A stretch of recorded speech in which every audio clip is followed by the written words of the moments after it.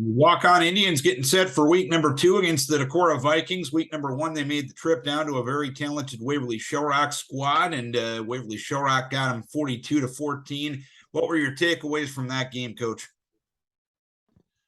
Well, I mean, Waverly was as talented as we expected them to be. You know, we didn't play particularly well on defense.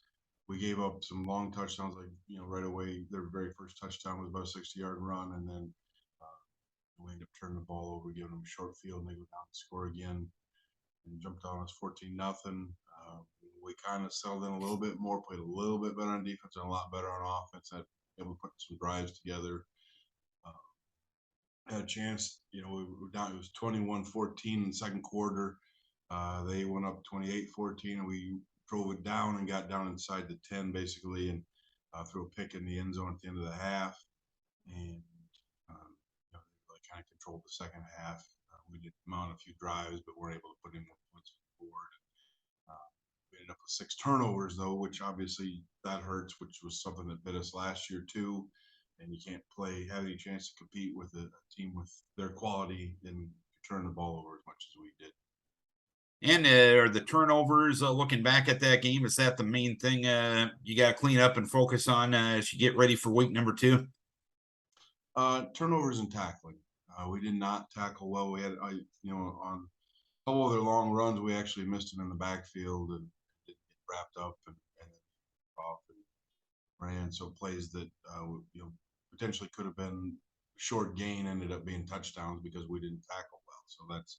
And I'm sure there are a lot of teams across the state coming out of week 1 that didn't tackle particularly well, but it's something we kind of prided ourselves in, and we did not do a good job.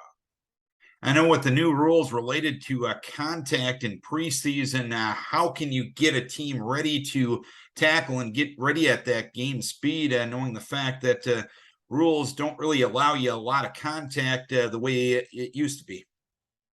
Well, I mean, we've never really been like full tackle, take a kid to the ground, and that's not something we've done ever in the preseason, really. And so I'm just not sure exactly what's going on. It's something we'll focus on this week, really working to improve it. But right now, we're not getting it done. And I know last year Waverly got you week number 1, and you went on to a pretty good winning streak after that point, and you were able to improve after week number 1. Is that a little bit of a message this week that, hey, you know what, last year we dropped game number 1, but went on to have a pretty good season because we got things moving in the right direction? Is that a message you can send your guys this week?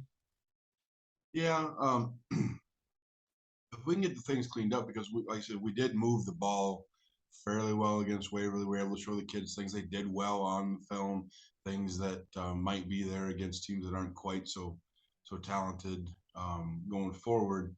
And so, I mean, it's not, obviously, it has no impact on whether or not a team makes the playoffs if you lose in the non-district.